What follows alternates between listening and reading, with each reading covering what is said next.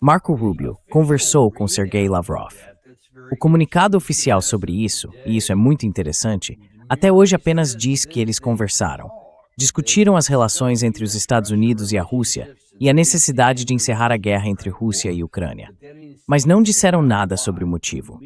A mídia, por outro lado, está dizendo que os Estados Unidos estão prontos para ajudar a acabar com a guerra sem sentido na Ucrânia. Mas, segundo Rubio, não há um acordo rápido à vista. E olhando para o lado russo, Dmitry Peskov disse o seguinte sobre qualquer esperança de uma solução no curto prazo.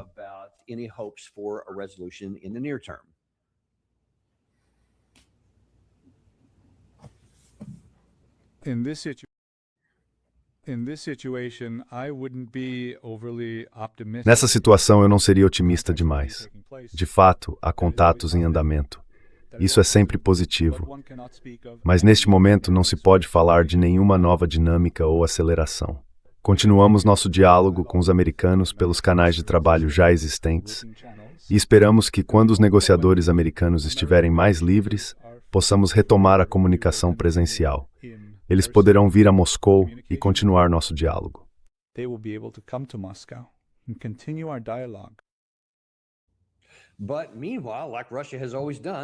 Mas enquanto isso, como a Rússia sempre fez, eles vão continuar lutando. E a guerra aérea realmente se intensificou. Agora ela se expandiu para a guerra no mar. Vários navios russos foram atingidos no mar de Azov. Mas a Rússia, como sempre faz, revida com mais força contra a navegação. E agora uma boa parte do sistema portuário de Odessa, na Ucrânia, foi paralisada, porque eles não conseguem suportar isso. E há todo tipo de ataques ao longo da profundidade operacional da linha de frente. Na linha de frente, a Rússia continua avançando. Eles tomaram Konstantinovka recentemente. Agora estão avançando em direção a Slavyansk e Kramatorsk, as duas últimas cidades fortaleza que restam naquela área do Donbass, e assim por diante. E como você estava me dizendo antes de entrarmos no ar, há outro desenvolvimento tático, ou pelo menos operacional, para os russos no campo de batalha. Qual é?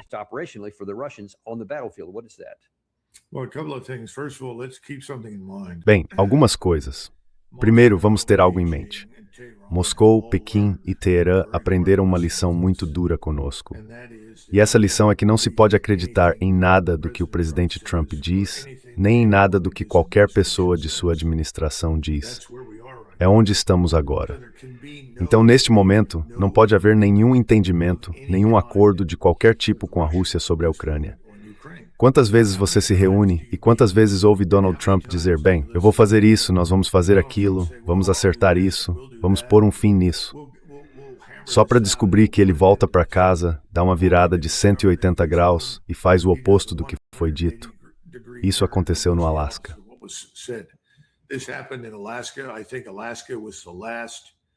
Acho que o Alasca foi a última tentativa séria de chegar a algum tipo de acordo, e eles desistiram. Eles vão aceitar conversar conosco, ou pelo menos ficar ali sentados e nos ouvir discursar. Mas ninguém confia em nós. E isso é muito ruim, porque se ninguém confia em nós no Oriente Médio, ninguém confia em nós no leste europeu, nenhum financiador ou credor vai voltar a essas áreas para reconstruir nada, para reerguer nada. Porque não confiam em nada do que dizemos, especificamente quando se trata de encerrar o conflito. Eles têm medo de que, se entrarem lá e fizerem qualquer coisa, na semana seguinte Donald Trump decida, bem, vou retomar a campanha de bombardeios porque não gosto de X, Y e Z. Estamos numa posição muito difícil ali.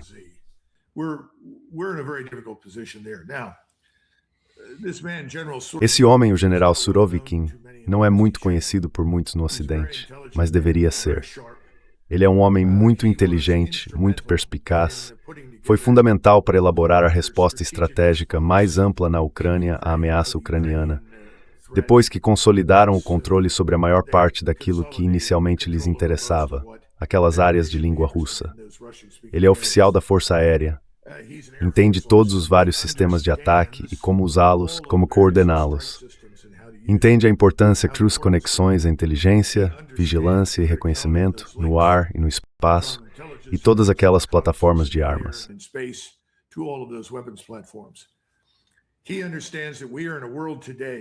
Ele entende que estamos num mundo hoje em que os ataques moldam o campo de batalha para as forças terrestres.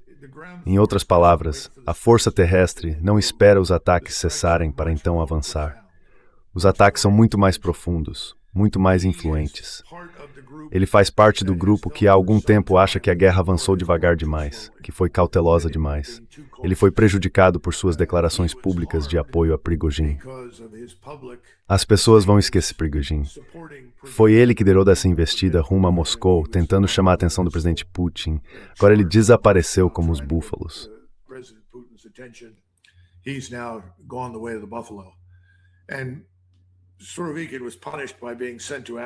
Surovikin foi punido ao ser enviado para a África, onde fez um excelente trabalho para os russos no continente. O que estou tentando dizer é que esta é uma personalidade muito diferente, com uma visão diferente do campo de batalha e de como fazer as coisas. Espero que ele tenha um impacto significativo e ele certamente vai concluir o trabalho em Kharkov. E acho que então veremos um avanço em direção a Odessa. E no fim das contas, acredito que veremos os ucranianos completamente expulsos da área da Ucrânia a leste do rio Dnieper. Eu ficaria surpreso se isso não acontecesse em breve. Esta não é uma pessoa insegura, indecisa ou, como eu diria, extremamente cautelosa. Muito pelo contrário.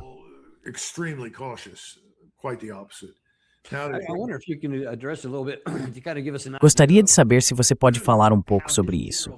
Você precisa nos dar uma ideia de como o comando militar dele se compara ao que o Ocidente faz. Porque ele não é excessivamente cauteloso. Mas ele é, pelo menos é o que parece, pelo que fez quando estava ativamente envolvido, ele é paciente. Por exemplo, ele tomou decisões que ninguém mais no Ocidente ou na Ucrânia tomaria em 2022, quando calculou que tentar manter a cidade de Kherson, que a Rússia controlava na época, custaria caro demais.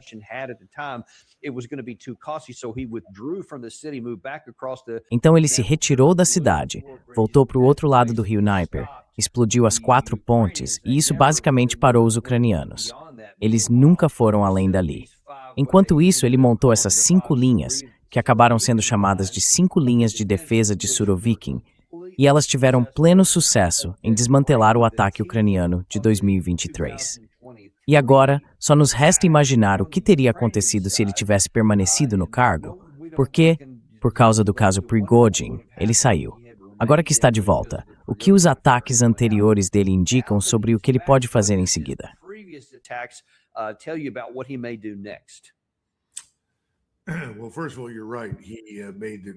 Bem, antes de mais nada, você tem razão. Ele fez a avaliação correta ao nos deixar e ao nosso representante ucraniano ir longe demais. Nós fomos longe demais. O resultado foi 1 milhão de baixas. Centenas de milhares de vidas foram perdidas inutilmente.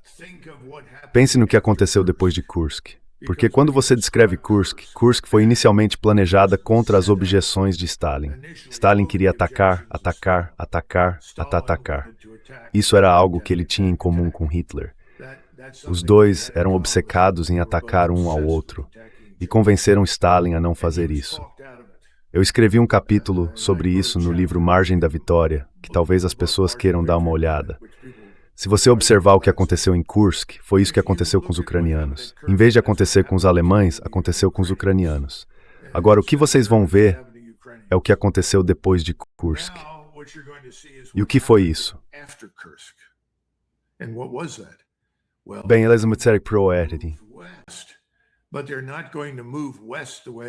Mas eles não vão avançar para o oeste como fizeram inicialmente após a queda de Stalingrado.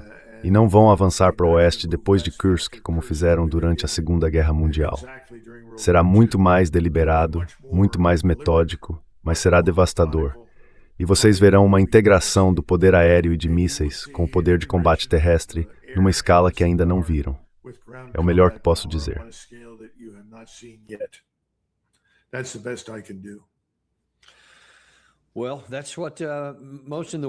Bem, é isso que a maioria das pessoas no Ocidente não acredita que seja sequer possível.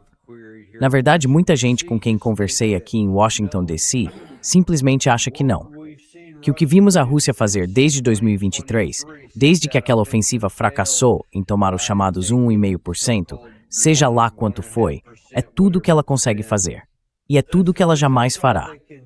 Então, basicamente, esse é um conflito congelado. É um impasse. E sim, há muito contato ao longo da linha, mas isso nunca vai levar a lugar nenhum. Então podemos simplesmente ir com calma.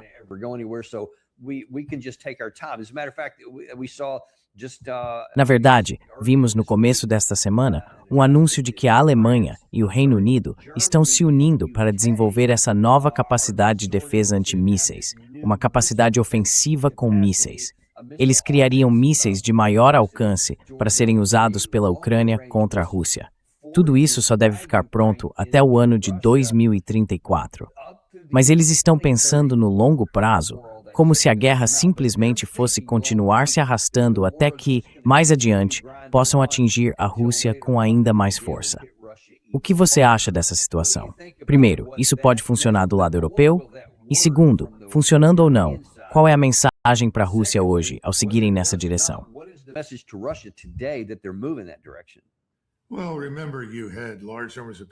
Bem, lembre-se, muita gente dizia a todos que o Irã iria desmoronar, que entraria em colapso depois de 3 ou 4 dias. Na verdade, se você voltar a muitas das entrevistas do general Kane e de outros, eles descartaram essa ideia de imediato e disseram, bem, isso vai acabar em poucos dias. Depois virou uma semana, depois 2 semanas. E então, de repente, passou a ser, bem, isso vai levar mais tempo. Agora, acredite ou não, pessoas em Washington estão falando de um impasse que pode durar até o ano que vem. Eu não vejo isso acontecendo pelas razões que já discutimos. Acho que vai desmoronar antes disso. Mas isto é Washington DC. É uma bolha. As pessoas não vivem no mundo da realidade. Vivem no mundo de fantasia. E esse mundo de fantasia se estende à Rússia.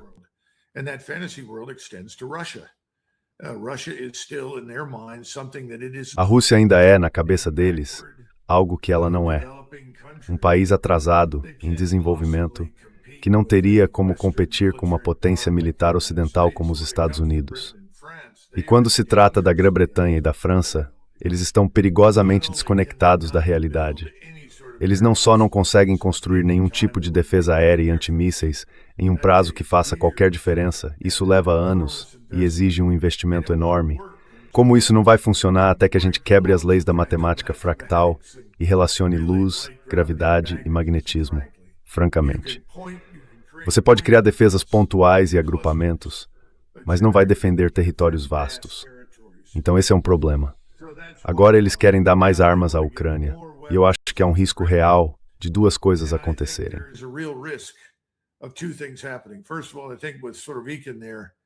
Antes de tudo, acho que com Surovikin lá, Fuksevol ser muito difícil fazer esses mísseis entrarem no país. Acho que vamos ver pontes sobre o Dnieper, linhas ferroviárias e linhas de comunicação, tudo destruído, coisas que até agora não foram tocadas. E podemos discutir, em algum momento no futuro, qual foi o raciocínio em Moscou para deixar essas coisas intactas. Mas acho que ele vai atrás delas com toda a força. A outra questão é que eles acumularam esses mísseis Oreshnik com munições convencionais. E acho que estão preparados para usá-los, se tiverem que usar, contra estados da OTAN que estejam abrigando fábricas de produção, ou como quer que você chame, instalações para mísseis. Acho que essa é a última opção deles. Mas é uma possibilidade real. Não deveríamos descartá-la. E deveríamos nos preocupar com isso.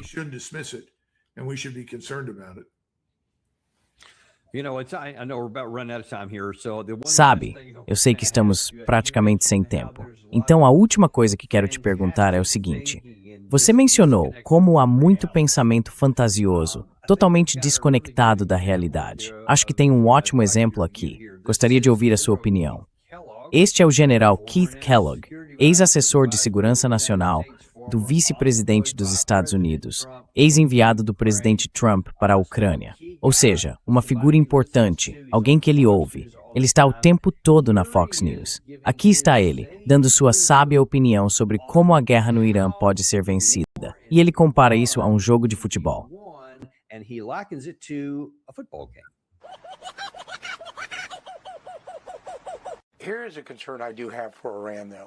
Mas há uma preocupação que eu tenho em relação ao Irã. Você já praticou esportes. Eu também. E você deixa um time continuar no jogo, um time de beisebol na nona entrada ou um time de futebol americano no quarto período, quando está claro que você é o melhor time. Você deveria ter encerrado a partida no primeiro período, não no quarto, ou na primeira entrada, não na nona. E quanto mais tempo eles permanecem no jogo, mais perigosos se tornam. É mais ou menos onde estamos agora. Eu e o presidente vão encerrar isso. Ele deve for. Sim, quero dizer, isso é verdade nos esportes. A gente vê isso o tempo todo. Mas essa analogia se aplica aqui, à guerra na Ucrânia e ao Irã.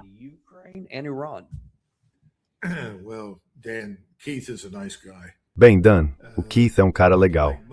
Mas, como a maioria dos oficiais generais, ele vive no passado. Ele fez declarações parecidas com as que Lindsey Graham fazia quando estava vivo. Tome a ilha de Karg e você vence a guerra. É por isso que, infelizmente, acho que as operações terrestres ainda não estão descartadas. Não há nenhuma evidência de que tomar a ilha de Karg vá fazer qualquer diferença, além de matar um grande número de soldados americanos e fuzileiros navais que forem para lá.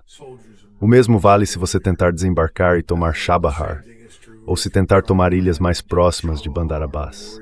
Isso não vai mudar nada.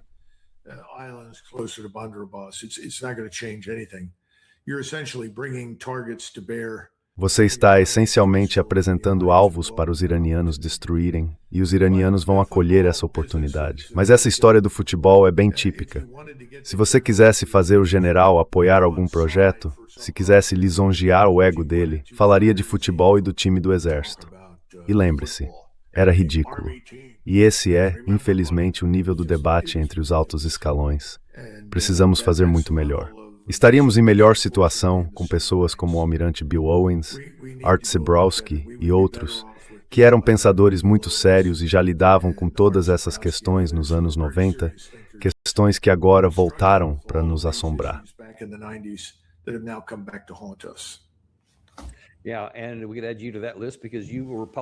E poderíamos incluir você nessa lista, porque você vinha publicando um livro atrás do outro, como The Margin of Victory, que mostramos há alguns instantes.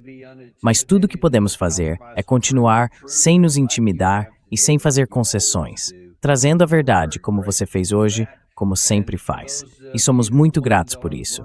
E para aqueles que querem saber mais sobre o Doug, acessem mgregorwarrior.substack.com. Lá vocês podem continuar recebendo artigos como aquele de que falamos mais cedo hoje, e ele também tem um canal no YouTube agora. Acho que se chama... Como é o nome? McGregor Warrior. Não, Warrior. É o mesmo. É isso. Sim, é. Bom, tudo o que você sempre quis ver estará lá. Muito bem. Sim, então vão lá conferir isso também.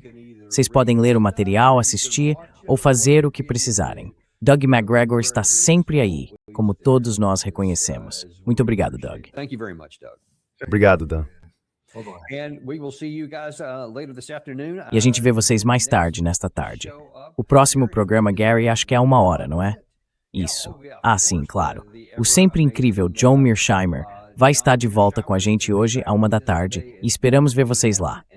Até lá, no Daniel Davis Deep Dive e o Matt Ho também, é claro. Não vão querer perder. Sabe, eu não tento convencer vocês a comprar ouro nem digo como administrar sua carteira de ações, mas há uma forma de ajudar a gente. Inscrevam-se, cliquem no botão de curtir e compartilhem isto com alguém que vão te querer.